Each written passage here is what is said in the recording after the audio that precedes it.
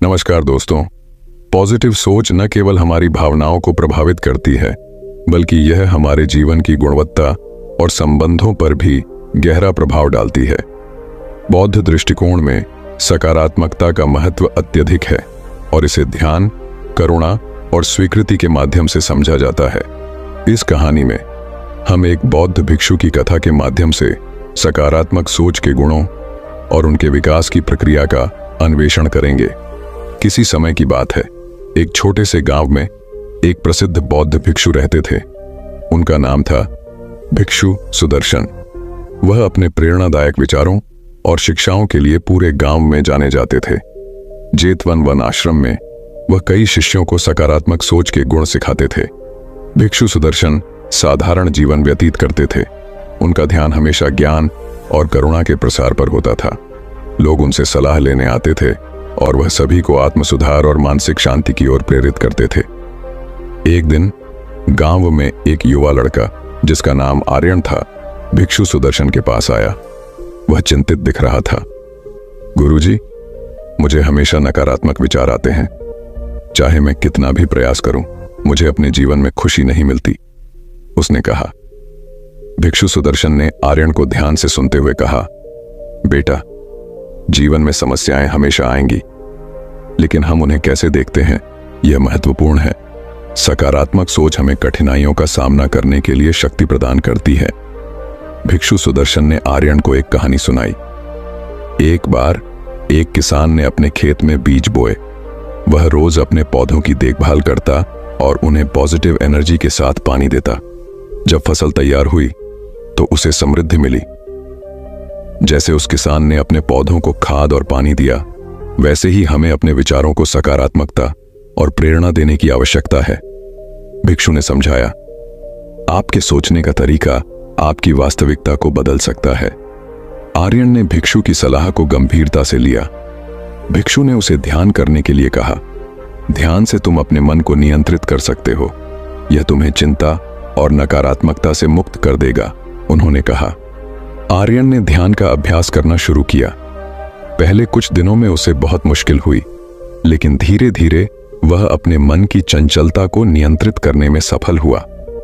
उसने महसूस किया कि ध्यान से उसके भीतर एक शांति और स्पष्टता का अनुभव होता है। कुछ समय बाद आर्यन ने सकारात्मकता की शक्ति को महसूस किया। भिक्षु सुदर्शन ने उसे हर दिन कुछ सकारात्मक वाक्यांश दोहराने के लिए कहा। मैं सक्षम हूं, मैं खुश हूं, मेरा जीवन सुंदर है, जैसे मंत्रों ने उसे एक नई दिशा दी। आर्यन ने अपने भीतर सकारात्मक आत्मसंवाद स्थापित किया। उसने अपने विचारों और भावनाओं की ओर ध्यान दिया। जब नकारात्मकता आती तो वह उनका सामना करता और सकारात्मकता के साथ उन्हें बदलने का प्रयास करता। भिक्षु सुदर्शन ने आर्यन को सिखाया कि सकारात्मक सोच केवल आत्मा के लिए नहीं, बल्कि दूसरों के लिए भी होनी चाहिए। करुणा और सहयोग से हम दूसरों की मदद कर सकते हैं और खुद भी प्रेरित हो सकते हैं, उन्होंने कहा।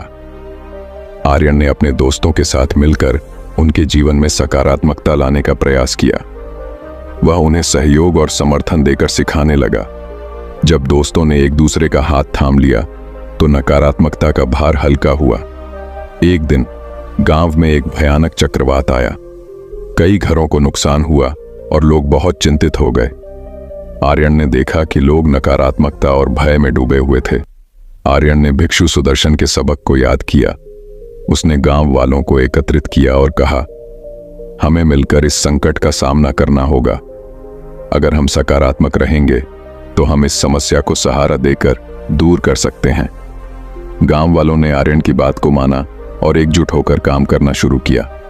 उन्होंने मिलकर टूटे हुए घरों की मरम्मत करना शुरू किया और एक दूसरे को प्रोत्साहित किया। जैसे जैसे समय बीतता गया, गांव में फिर से खुशी लौटने लगी। लोगों ने एक दूसरे के साथ मिलकर काम किया और एक नई शुरुआत की। आर्यन ने देखा कि गांव में सकारात्मकता का असर न सिर्फ उनके जीवन पर, बल्कि उनके मानसिक स्वास्थ्य पर भी हुआ है। लोग अब एक दूसरे के प्रति करुणामय हो गए थे और उन्होंने नकारात्मकता को पीछे छोड़ दिया था। गांव के लोग अब रोज एक साथ मिलकर ध्यान करते थे। भिक्षु सुदर्शन ने उन्हें बताया कि सामूहिक ध्यान से मानसिक शांति प्राप्त होती है और सकारात्मक ऊर्जा का संचार होता है। धीरे धीरे गांव में एक सकारात्मक माहौल बन गया। इस परिवर्तन के बाद आर्यन ने समझा कि सकारात्मकता केवल मुश्किल परिस्थितियों में नहीं बल्कि दैनिक जीवन में भी अनिवार्य है।